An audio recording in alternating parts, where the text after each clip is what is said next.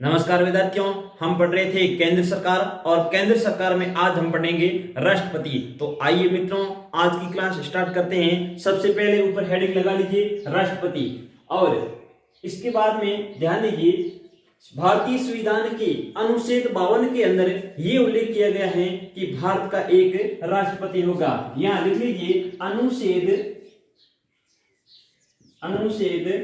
52 के अनुसार, यानी इस अनुच्छेद के अंदर क्या उल्लेख किया गया है कि भारत का एक राष्ट्रपति होगा। या लिख लीजिए भारत का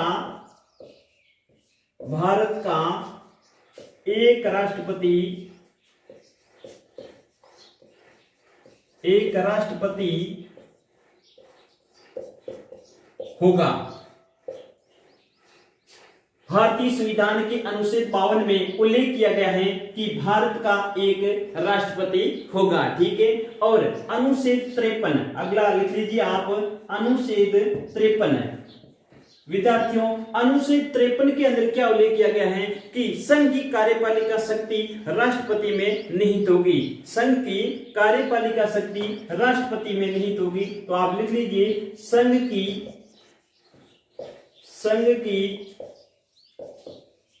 कार्यपालिका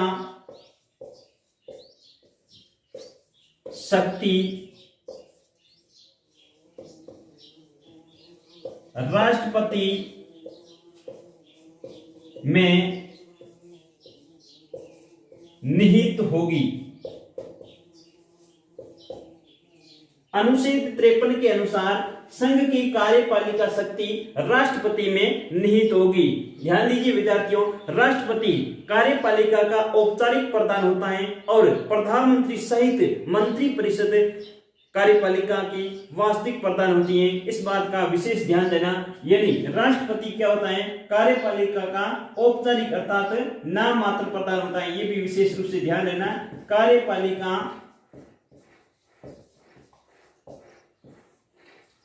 का औपचारिक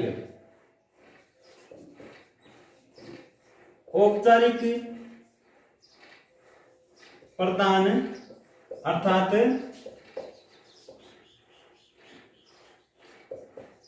नाम मात्र का प्रधान। ठीक है। जबकि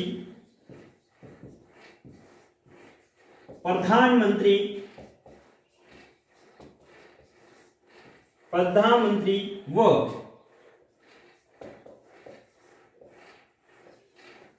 मंत्रिपरिषद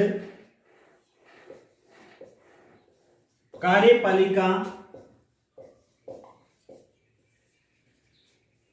का वास्तविक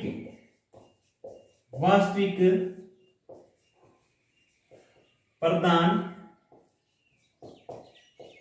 होता है। ये विद्यार्थियों यहां पर विशेष ध्यान दीजिए। राष्ट्रपति कार्यपालिका का औपचारिक प्रधान होता है। इस बात का विशेष रूप से ध्यान देना। औपचारिक प्रधान अर्थात नाम मात्र का प्रधान होता है और कार्यपालिका का वास्तविक प्रधान कौन होता है, प्रधानमंत्री सहित मंत्रिपरिषद। ये क्या है, कार्यपालिका का वास्तविक प्रधान होता है। इस बात का विद्यार्थियों आप विशेष रूप से ध्यान दीजिए।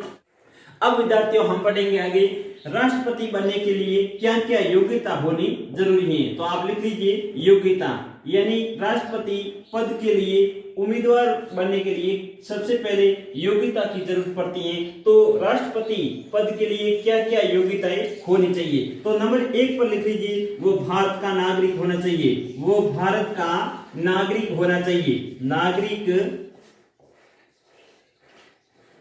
चाहिए। वो भारत का नागरिक होना चाहिए, नंबर 1। 2 नंबर पे क्या होनी चाहिए, इसकी न्यूनतम आयु कितनी होनी चाहिए विद्यार्थियों, 35 वर्ष होनी चाहिए। ठीक है। दूसरी योग्यता क्या है, न्यूनतम आयु 35 वर्ष होनी चाहिए। ये विशेष रूप से आंकड़ा ध्यान रखना विद्यार्थियों, 35 वर्ष होने चाहिए। और तीसरी योग्यता, वह न्यायालय के द्वारा न्यायालय के द्वारा पागल व दिवालिया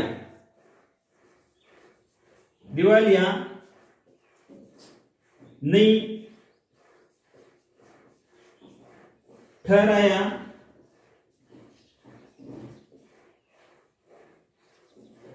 गया हो। ठीक है, वो न्यायालय के द्वारा पागल अर्थात दिवालिया नहीं ठहराया गया हो, इस बात का भी विशेष ध्यान देना। ये भी योग्यता होनी जरूरी है। और चौथी योग्यता क्या होनी चाहिए? लोकसभा का सदस्य निर्वाचित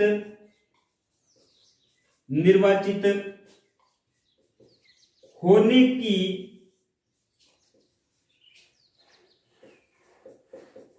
योग्यता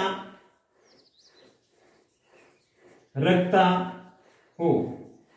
लोकसभा सदस्य बनने के लिए क्या क्या योग्यताएं होती हैं? वो सभी योग्यताएं राष्ट्रपति बनने के लिए जरूरी हैं। ठीक है, तो लोकसभा सदस्य निर्वाचित होने की योग्यता रखता हो। और पांचवी है, वो किसी लाभ पद पर नहीं हो। वह किसी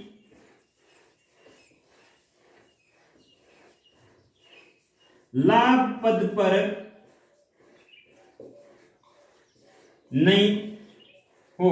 यानी केंद्र सरकार, राज्य सरकार अर्थात स्थानीय सरकार किसी भी स्तर पर वो लाभ के पद पर नहीं होना चाहिए। तो ये विद्यार्थियों, आप 5 योग्यताएं विशेष रूप से राष्ट्रपति पद के लिए ध्यान रखना। यानी भारत का नागरिक होना चाहिए, उसकी न्यूनतम आयु 35 वर्ष होनी चाहिए। ये तथ्य आप विशेष रूप से ध्यान रखना। वो न्यायालय के द्वारा पागल व दिवालिया नहीं ठहराया गया हो। और चौथी है, लोकसभा का सदस्य निर्वाचित होने की योग्यता रखता हो। और पांचवी है, वो किसी भी लाभ पद पर नहीं होना चाहिए। अब ध्यान दीजिए दोस्तों, राष्ट्रपति का निर्वाचन मंडल यानी राष्ट्रपति को कौन कौन निर्वाचित करते हैं, इसके बारे में हम यहाँ पर अध्ययन करेंगे। तो आप अगला हेडिंग लगा लीजिए, निर्वाचन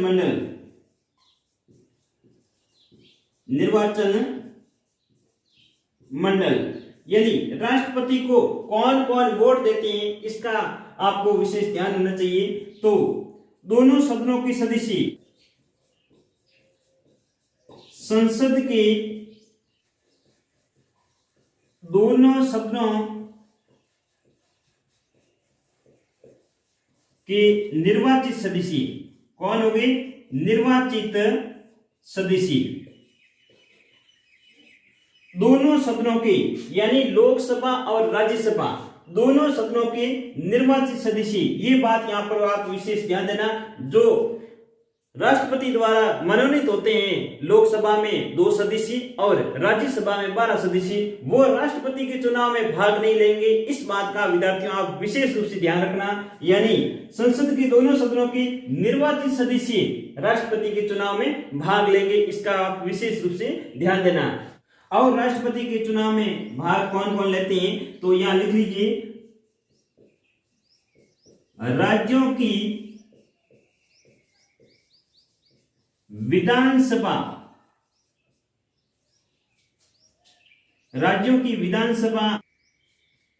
एवं संघीय विधानसभाओं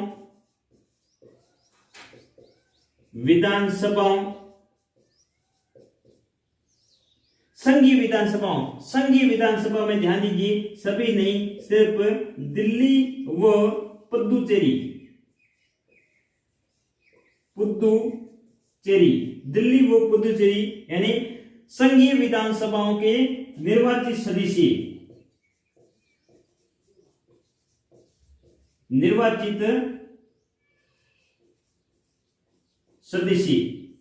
ठीक है, राज्यों की विधानसभा एवं संघीय विधानसभाओं के निर्वाचित सदस्य, सिर्फ निर्वाचित यानी मनोनीत सदस्य इसके अंदर भाग नहीं लेंगे। या विद्यार्थियों आप विशेष रूप से यह ध्यान रखना है।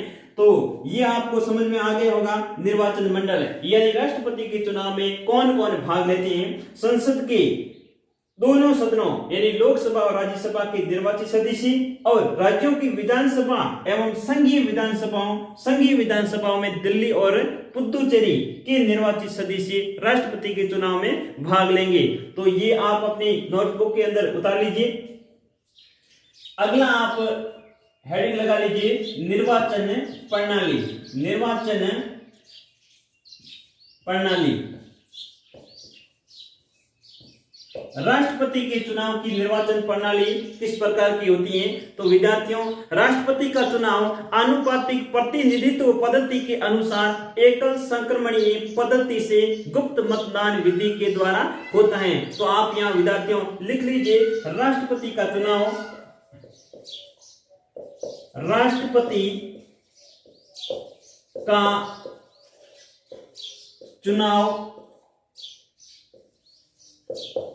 आनुपातिक प्रतिनिधित्व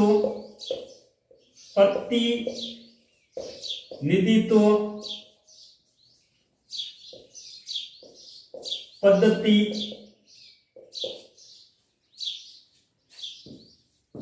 के अनुसार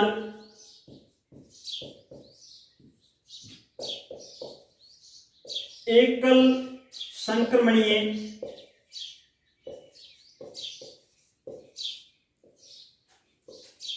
पद्धति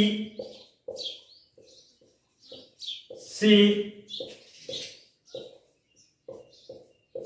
गुप्त मतदान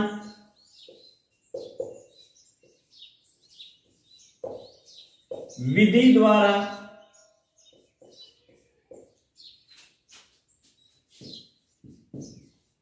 होता है। निर्वाचन प्रणाली, यदि राष्ट्रपति का चुनाव आनुपातिक प्रतिनिधित्व, ये विशेष ध्यान देना, ये शब्दों का ध्यान रखना विद्यार्थियों, आनुपातिक प्रतिनिधित्व पद्धति के अनुसार एकल संक्रमणीय पद्धति से गुप्त मतदान विधि के द्वारा होता है। ये विद्यार्थियों आप इन तीन शब्दों का विशेष ध्यान देना, आनुपातिक प्रतिनिधित्व पद्धति, एकल संक्रमणीय पद्धति, गुप्त मतदान विधि द्वारा राष्ट्रपति का चुनाव होता है। इसका आप विद्यार्थियों विशेष रूप से ध्यान दीजिए। अब ध्यान दीजिए, यह शब्द है आनुपातिक प्रतिनिधित्व पद्धति, यानी राष्ट्रपति को चुनाव लड़ने के लिए न्यूनतम कोटा प्राप्त करना पड़ता है।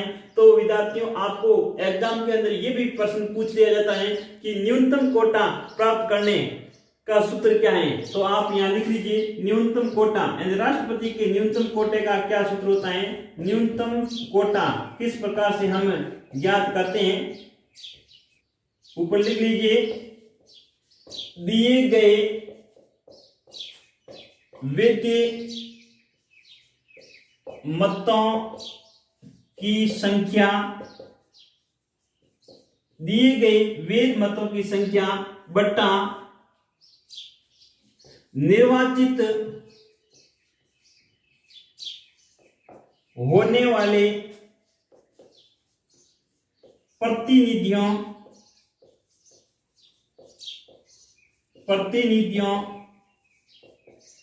की संख्या, और इसके अंदर आपको क्या करना है, भाग देना है कितना, 1000 का। ठीक है, तो ये राष्ट्रपति के न्यूनतम कोटे का सूत्र है, विशेष रूप से ध्यान देना। न्यूनतम कोटा ज्ञात करने का सूत्र है दिए गए वैध मतों की संख्या, यानी कुल कितने सही वोट पड़े हैं, दिए गए वैध मतों की संख्या, इसके अंदर भाग किसका देना है, निर्वाचित होने वाले प्रतिनिधियों की संख्या, और इन दोनों के अंदर भाग देना है 1000 का। तब आपको राष्ट्रपति का न्यूनतम कोटा प्राप्त हो जाएगा। इस बात का भी विद्यार्थियों आपको विशेष रूप से ध्यान देना चाहिए। अब विद्यार्थियों आगे ध्यान दीजिए, राष्ट्रपति के चुनने के बाद इनका आगे अध्ययन करते हैं कार्यकाल।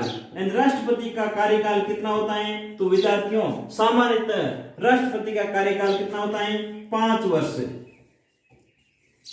अब विद्यार्थियों यहाँ ध्यान दीजिए, यानी कार्यकाल तो यहाँ लिख दिया है 5 वर्ष।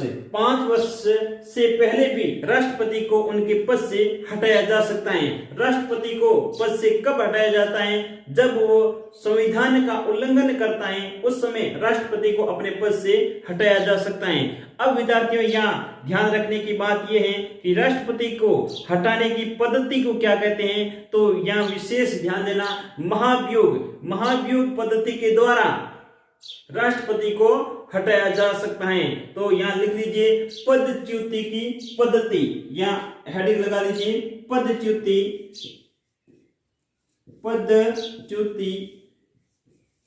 की पद्धति, यानी पद से, राष्ट्रपति को पद से हटाने की क्या विधि है, तो ये विशेष ध्यान देना, महाभियोग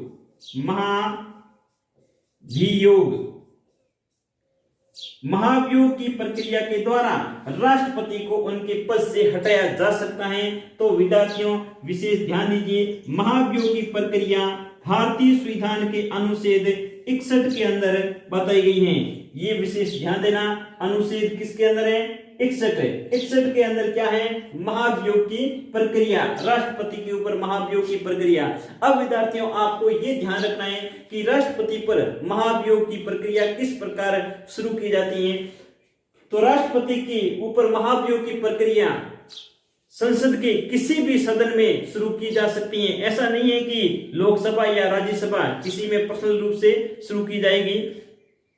शुरुआत में अगर किसी को लग जाए, लोकसभा या राज्यसभा में किसी को अगर लग जाए कि राष्ट्रपति ने भारतीय संविधान का उल्लंघन किया है, तो किसी भी सदन में, ये विशेष ध्यान देना, किसी भी सदन में,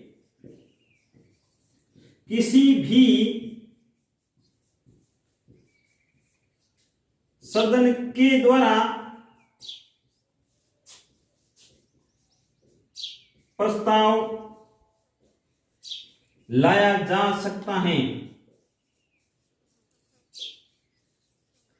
किसी भी सदन के द्वारा प्रस्ताव लाया जा सकता है। ये विद्यार्थियों आपको विशेष रूप से ध्यान देना है।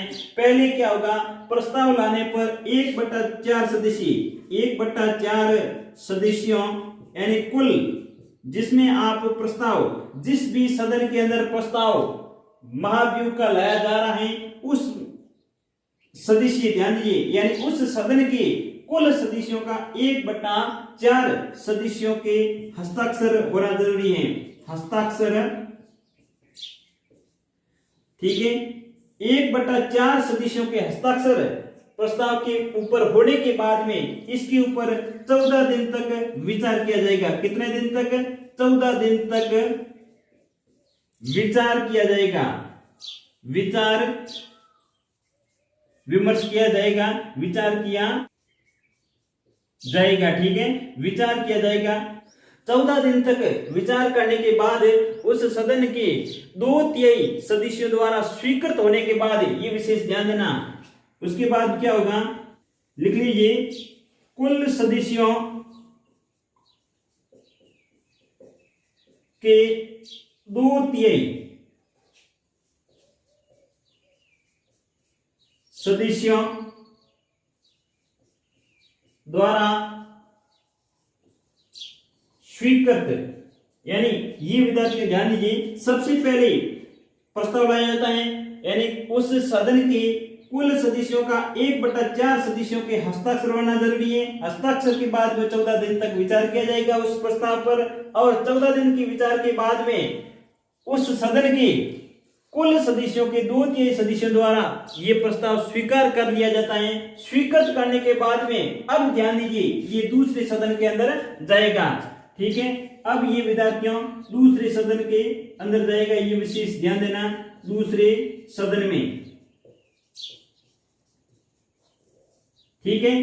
दूसरे सदन के अंदर जाने के बाद में अब यहाँ क्या प्रक्रिया हो गई, ये ध्यान देना है।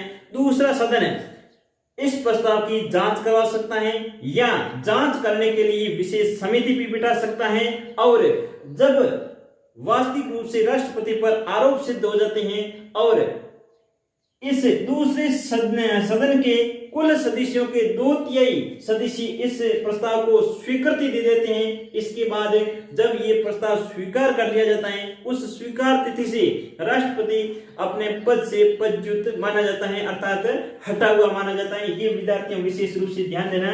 यहां लिख लीजिए, दूसरे सदन द्वारा दूसरे सदन के कुल सदस्यों के 2/3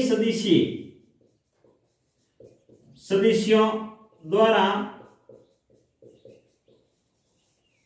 स्वीकार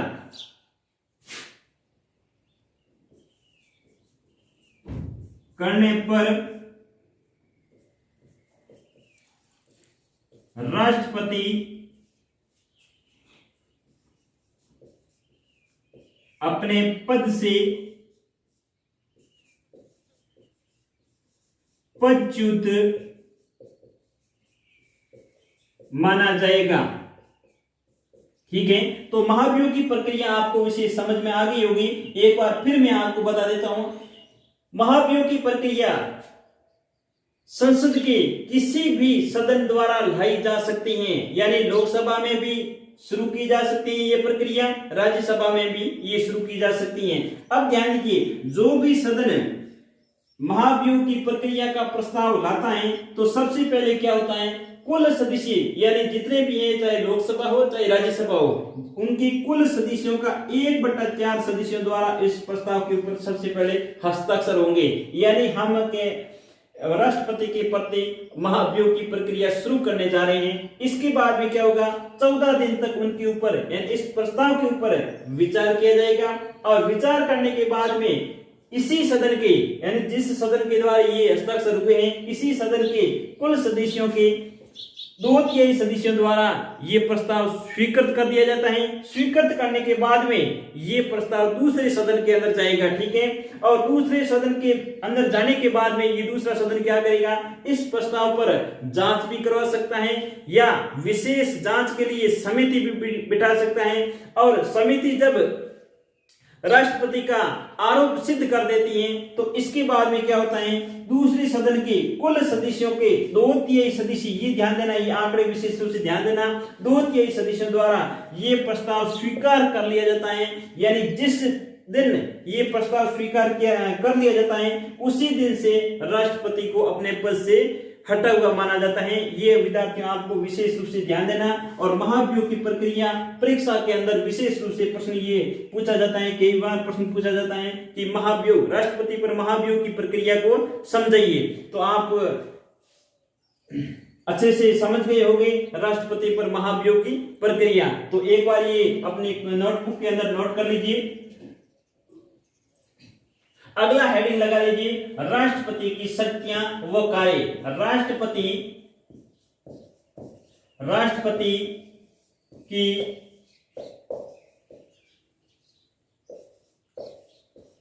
शक्तियां व कार्य।